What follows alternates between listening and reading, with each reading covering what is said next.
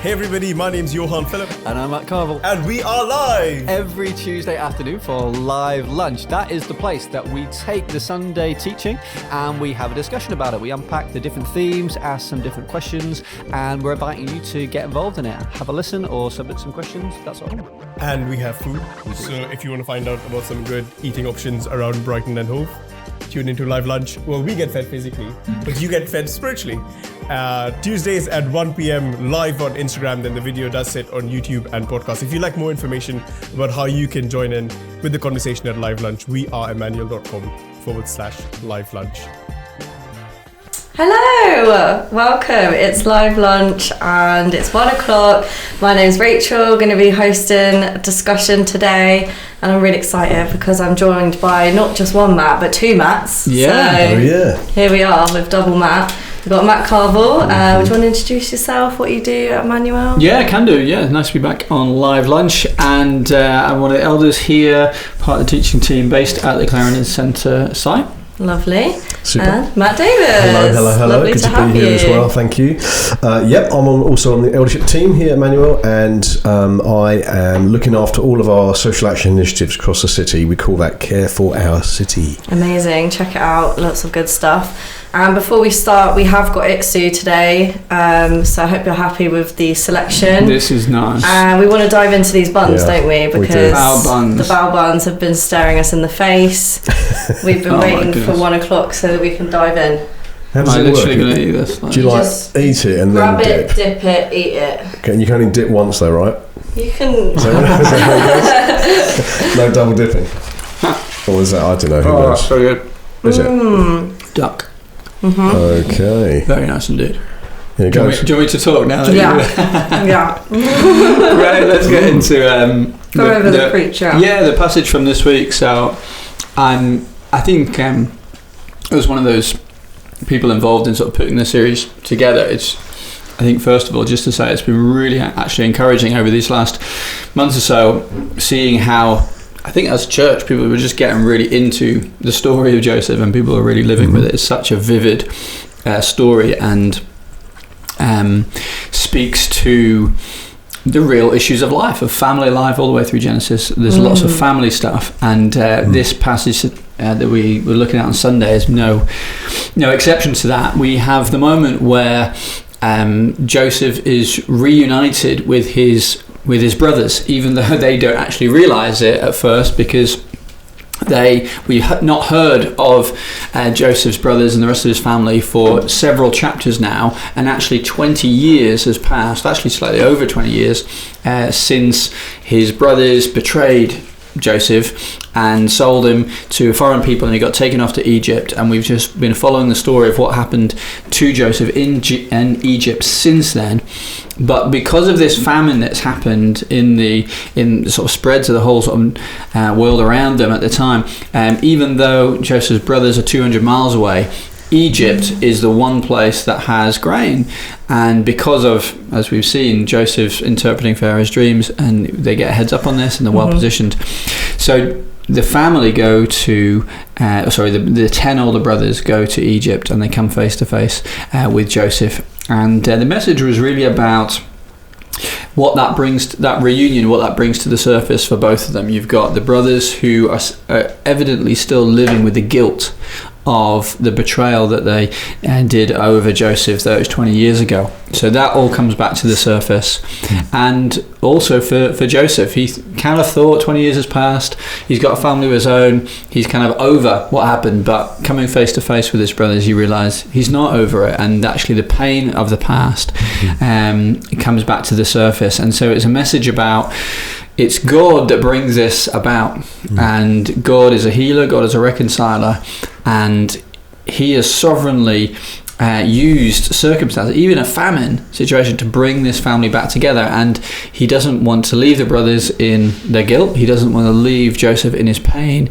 We're actually going to take the next few chapters, next few weeks, looking at the complete reconciliation, but the fact that God is a reconciler, and actually through his grace and the peace that he brings, and because of what Jesus done on the cross, we don't have to live with guilt. In fact, God doesn't want us to live with guilt. That shouldn't be part of the Christian experience, even though it can be. We can all get into that way of thinking. But actually, what Jesus brings is peace and freedom from pain and from guilt. Yeah, it's such a good message, and I think it just speaks volumes to the power that guilt has, because it can, cause these big rifts in the family, and then I think Joseph thinking that he was over it, and then seeing them and realising he's not. I think all of us can relate to experiences where you think that you've processed something or you've healed from it, but you might not necessarily have gone through the healing process.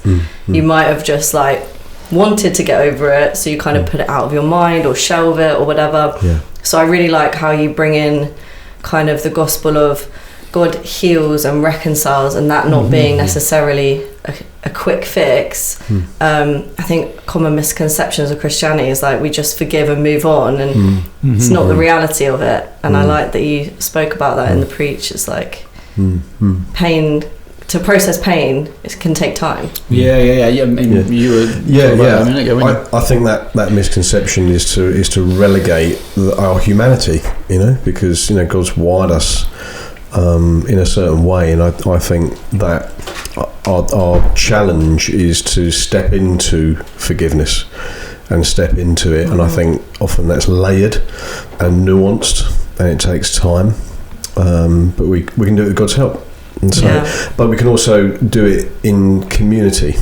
And that's vital. And I think I know we're probably going to talk about the power of the guilty conscience in a minute, but what part of the problem with a guilty conscience is that one tends to hide away and to put a veneer over something and leave it, because it just seems like the easiest thing to do. The figurative suitcase under the bed, where we stuff all of our hassles and don't get it out very often. And I think the peace that you can get from giving all of that to God through prayer is something that I definitely have underestimated in the past. We talk about the power of guilt and the power of a guilty conscience. There's also so much power in prayer and giving all of that to God, and I found that there's sometimes a huge blockage between me doing that, but when I do, like you see in this story, he is over everything.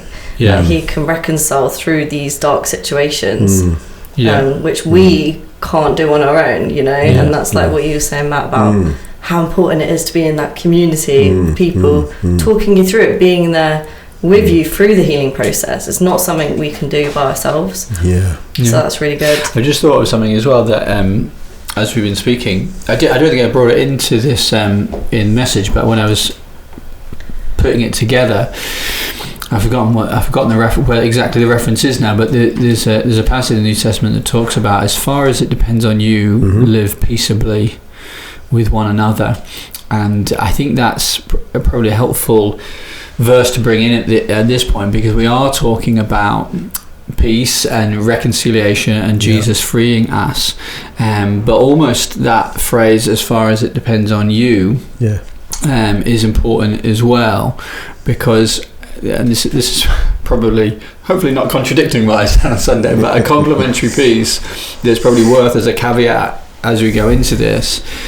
We're talking in this passage that the forgiveness and the reconciliation, it all seems to come together, and actually things are restored. But I know that when we talk about these type of passage, people's experience, and many Christians' experience, is actually as an individual, God calls us to forgive and extend that grace and extend that peace, and that's what we need to work through when others have wronged us or whatever. But in the broken world that we live in, actually sometimes reconciliation isn't possible. And that is, I want to sort of throw that in there as a little bit of a curveball, but also just to show the balance of it, that we can only do when we're talking about, say, relationship breakdown within family or that sort of thing, and particularly it can happen with people who are not Christian, but even within between Christians, sometimes because of the pain that has been caused and what's happened, forgiveness is possible, and we can decide to forgive people, but that doesn't necessarily mean that a relationship is going to become what it was. And that is part of the reality of the world we live in, and part of the now and not yet as well. Because when Jesus returns, everything wrong will be undone, and he will redeem fully everything, but we don't live in that quite yet. And so I just want to throw that in at the beginning when we're talking about this themes of forgiveness and that sort of thing, that as far as it depends on you, and we're not saying to forgive means actually things can be restored. Sometimes things can be broken. A relationship can be broken to a point of it never getting back to what it was. But that doesn't mean that a Christian should think not forgive or that sort of thing. Forgiveness is important because I think we were talking about earlier, isn't it? Is extending forgiveness to people is not just something we ought to do, but it's something that's healthy for us to do, because you were talking about the prison a minute ago as well. I was just, as you were saying that, Matt, I was remembering the name Kofi Annan might ring one or two bells. He was head of the UN, and he talked about reconciling nations during conflict and that kind of thing. And he said, often there's a disagreement about who's most in the wrong. And I think there's always going to be a measure of who's done the worst thing. And I think his comment was that he's found in his experience, even if you're 1% wrong, be the first to forgive. As far as it depends upon you. It's it's a real choice, isn't it? Yes. To step into. Because we've got lots of tensions there between forgiveness and working these things out being a process, but also, as you say, being a choice. It's not something that we're passive in, and that's hopefully what we're encouraging people from Sunday. I was sort of being quite deliberate in the think that knowing that this topic is going to bring things up for people, and you can sense that in the room, that people's what's happened to them in the past, and it is a process, but it is one that we have to be active in, and actually being around others helps. And you look at Joseph, as I recall, not only does he forgive his brothers, he gives them the grain, and then he secretes the money that they paid him back into the bags. Wow. I mean, that's a demonstration of how far he is making a choice to step into forgiveness. And it was still difficult for him to do that because, like you were saying on Sunday, he was going through so many emotions and didn't really know what to do. It was a little bit all over the shop, and that gave me a little bit of peace, because it's like, okay, Joseph's really been walking with God, been obedient to God, and he still really struggles with this, forgiveness and stuff. And I think all of us can say that it's one of the hardest things to do.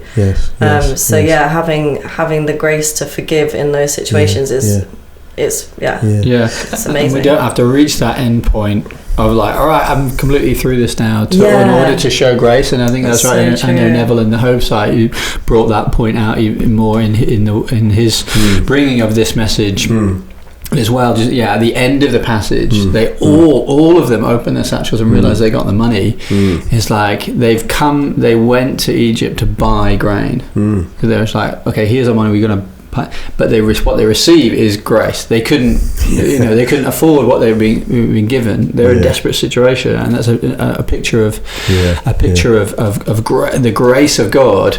Sometimes we come to Him as saying, okay, here's what I offer you, Lord, and that sort of thing. But He gives us way more than we can ever get ourselves, or much more than we deserve. And that can be hard to understand, that grace as well, even as a Christian. And that's it. Kind of comes into like, how can we forgive others if we can't forgive ourselves as well? I feel like that's quite a good question to ask in Christian context, because like you're saying, that grace, that love can just feel like so, I don't know, like we don't deserve it. Like we don't deserve it to forgive ourselves. And you know what? I think that is something that has shifted. I don't know if you would agree with this, Matt. I think generationally there is this sort of shifts in how people think about these things of the gospel, and I think we are shifting. I think maybe this generalization, but maybe 20 years ago, that sort of thing, when you would speak to someone who's not a Christian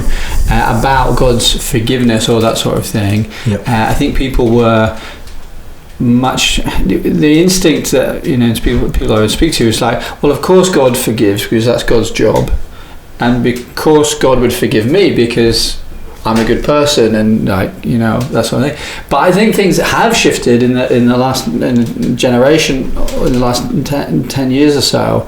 I'm thinking I hear it much more often now about, you know, even outside of the church, about people not forgiving themselves and being very aware of their weakness, and their feeling like a mess, and feeling like I haven't got things together, and feeling like a struggle, and I can't accept people's love because of, you know, people much more clever than me would understand exactly why that shift has happened. But I think that has been brought in, this people's reaction to, you know, God wants to forgive you, and I think many people's response to that, how could God, I can't forgive myself, and we've got to be careful about that and help people through on that, because people can put themselves beyond the grace of God, and hold God's love for them at arm's length, but you know, it's actually a misunderstanding of our sin and what we've done is against God. And if God is saying He forgives us, and if God has given His Son, the Lord Jesus,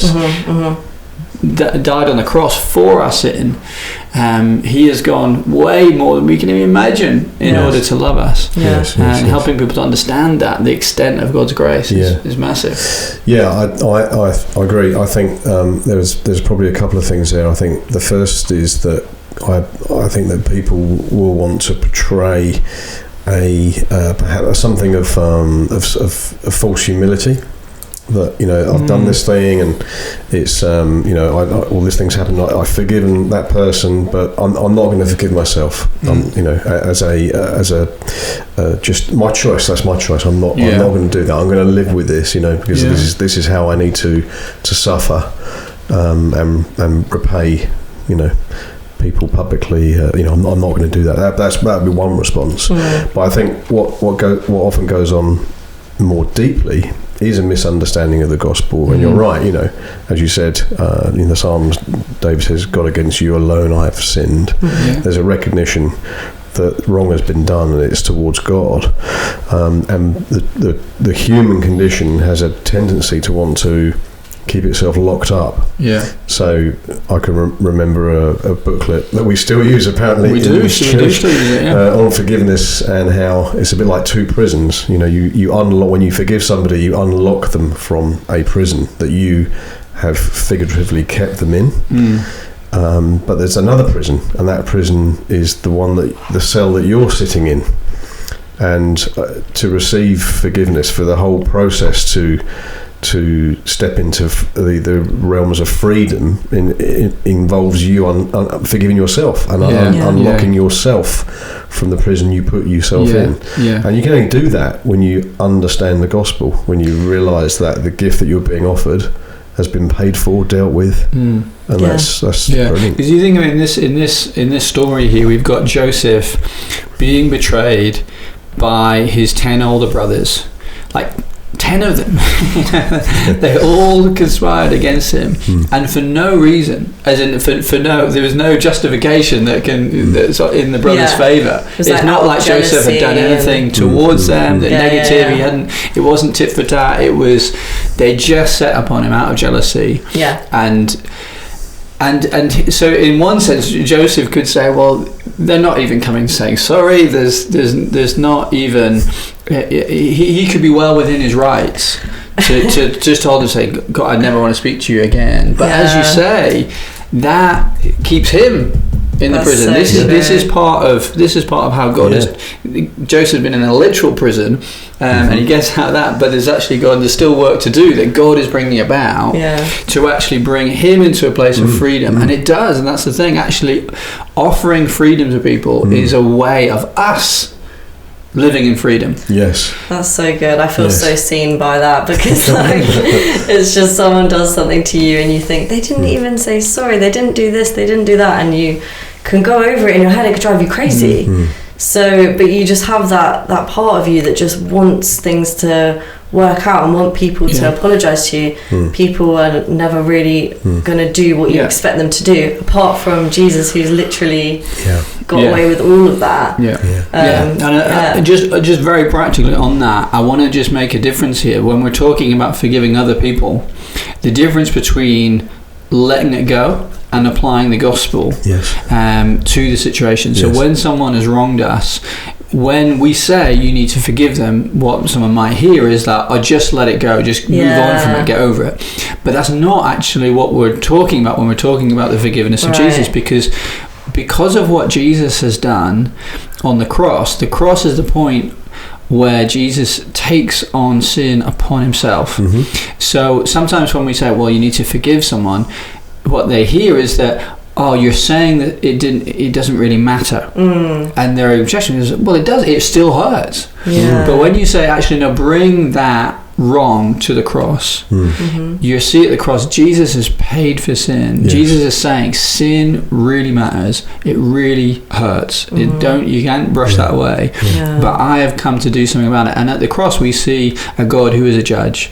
And sometimes the situations, especially when people have wronged us in serious ways and we know they're not sorry, or they and you think, how can I move on from that, because they're not sorry what they did. Impossible. And again, we talked about Thrive Story, we talked about using these booklets. It's helping people to see that it's not they say, oh, just forget about it. It's like, no, actually entrust that person to God.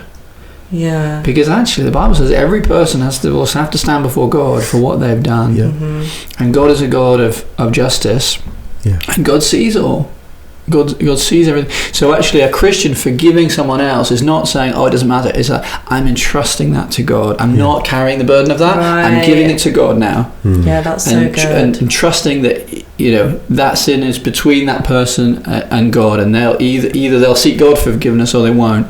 But that's over there, and I'm being freed from it. But it's also at the cross is we see God's love for us. God saying, I see your sin, the sin that's been done to you. I know it.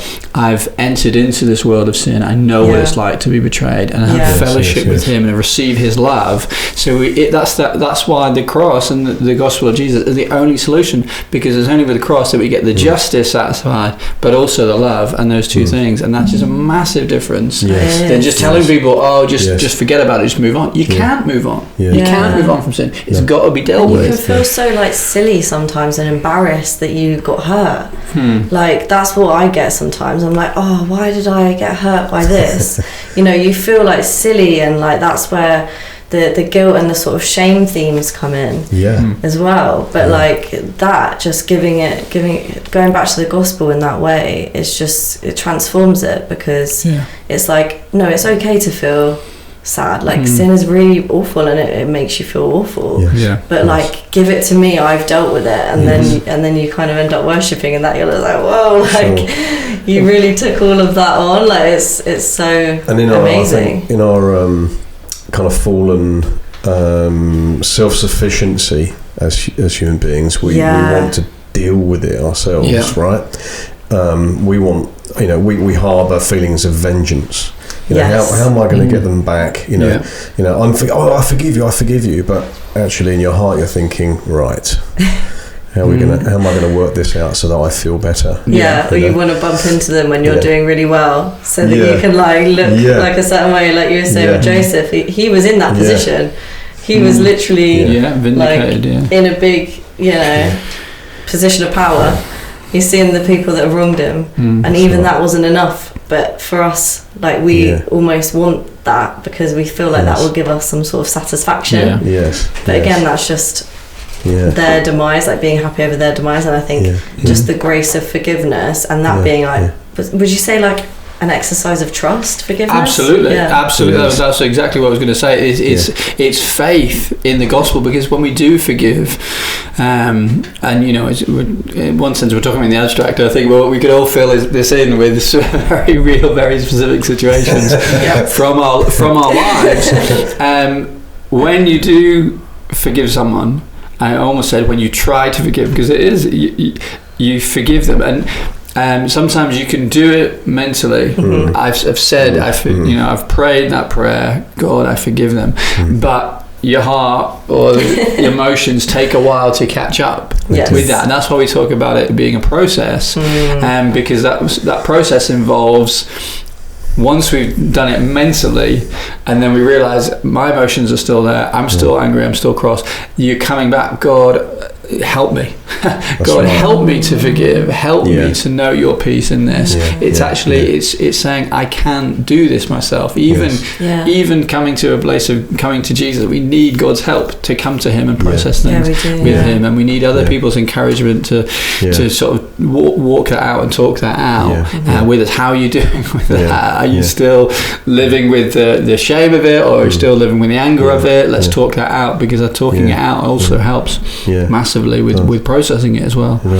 I think it's good, isn't it, just to reference scripture again, and Psalm 40 talks about that process. I waited patiently for the Lord, and he inclined to me and heard my cry. You know, how often have we kind of asked God to put something right and to punish them? He's heard our cry, and his response is one of I'm going to incline my ear to you. I'm going to hear you. I'm going to draw you out of that difficult place. I'm going to put your feet on a rock. And I'm going to put a new song in your mouth, and there you get it's like a picture of stepping into freedom. And it's only with God's help that we do that. It really is. It's not like a quick fix, like one prayer will fix it. Because I've definitely been there before, where I've been like, but I've prayed twice now for this to not be in my head, so why is it still in my head? It's like, it is a process, and it is a relationship as well. So like you said in that psalm, it's like he's listening to us. It's not just we shout up our prayers and expect it to all be dealt with. It's ongoing communication, and then he promises peace. And if any of you guys have been on the other side of forgiveness, there is so much peace, instead of holding on to that like bitterness that can just eat you alive. Well, make you physically ill. Yeah, for sure. physically really ill. Yeah. For sure. And that's what we saw on Sunday. It's like there was so much power in that guilt and festering for 20 years, and it can just be squashed with God's grace. It's incredible, really. But I loved what you said about how we as a church practically help people through those steps. So if anyone's listening and they're like, definitely I want to do Thrive Story next time it's on. But it was pastoral care at WeAreEmmanuel. That's the email address. Check it out. Links to your pastoral team in whatever site you're in. Email if you need any help and stuff. And I think that seeing it acted out as a church, you guys like getting alongside people, praying with people, going through those things. It's not, like we were saying earlier, it's not something to do alone. And that's it. I mean, I was just thinking as we were talking there, one of the things that we do on Thrive Story, just very, very quickly, as a real example of this, we as I mentioned, we go through the story of the Exodus, and one of the key things in the Exodus is when they cross the Red Sea. The Israelites who have been in slavery, and they want to move forward. God's brought them forward. They see the Egyptians coming after them. All the enemies of the past, as it were, are chasing them down, and God takes them through the Red Sea, and then the Red Sea comes back over the enemies, and we use that as a picture, as a demonstration of like God bringing us into freedom and dealing with the past. And so one of the exercises that we do with Thrive Stories, when we get to that bit, helping people who have shared their stories with one another, okay, what do you need to throw in the Red Sea? What do you need to say, this is the end of this, I'm trusting it to God, God's dealt with this. Has it been words that have been said over you over the past? Has it been wrongs that I've done to you? Is it things that you've done wrong? Is it guilt that you've carried? God has come not just to show love to you, but deal with all the wrong in your life and all the bad stuff in your life as well. And we have that moment of, it takes a few weeks to think that through. Okay, what are you going to throw in the Red Sea? And then even as a little group there, deciding together, okay, I'm going to speak it out. This is what I'm throwing in the Red Sea. I'm not going to live in that anymore. That's not going to define my life anymore. It's a really powerful moment. And then as the group goes forward, as it continue to discuss, it's like, no, you threw that in the Red Sea. Why you don't come back to that? I like trust God for that. It's that's just an example of how we do it. But, that's really good, because that can be really hard to do as well. But it's like the power of just speaking things out and then having people around you. Before we go, I wanted to quickly mention the gift day. And just be like, we're doing it for our church plants. So Matt, do you want to? I think I've been in this church since day one. I think I was 11 when it started, and I think one of the things that has been our journey is that we've known that God has called us to be a generous church, but also a church that plants churches. And so the reality is that takes hard cash. And I think, we're not apologetic about that. We want to encourage people to be part of the adventure of seeing the flourishing of new churches. The local church is the plan. That's the deal. Not our plan, God's plan. And we value the local church, and we value it in for us as a church in a number of cities that we've started church planting. And so it's very thrilling to hear stories of growth and impact and on all sorts of levels. And so we want to keep learning how to be generous with our money, generous with everything that God's given us, and that we might give from our overflow, in order that we might see these new church plants begin to take root and become a church like ours in a city like ours, an influential Western European city. We want them everywhere, right? And so I think that's a compelling, exciting adventure. Exciting. And so Well, that's great. That's on Sunday. We've got a gift day coming up. So check out, if you can't come in person, check out the live stream on YouTube. And well, thank you guys for coming on. Had a blast. And see you next week on Live Lunch. Bye. Bye-bye. Bye.